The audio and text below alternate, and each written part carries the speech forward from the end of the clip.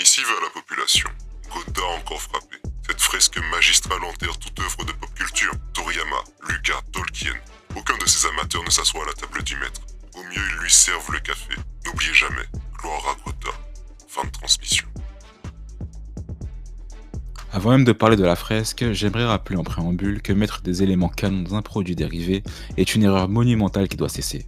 N'en déplaise aux fanatiques du capitalisme qui se servent de la hype pour faire du fric au détriment de l'histoire.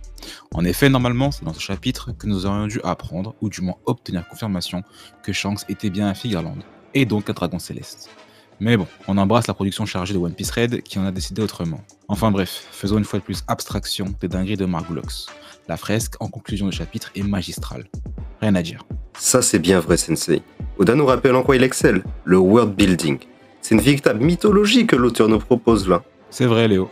Ce mythe tournant autour de Nika me semble être cependant à double tranchant. À mes yeux, Nika est devenu plus important qu'être le roi des pirates, d'où le désamorçage initié par Oda avec Luffy et son véritable rêve, qui n'a été révélé qu'à ses frères et son équipage à ce jour. On sent que même pour le protagoniste, l'objectif initial qui a lancé toute l'intrigue, à savoir devenir roi des pirates, est devenu une étape intermédiaire.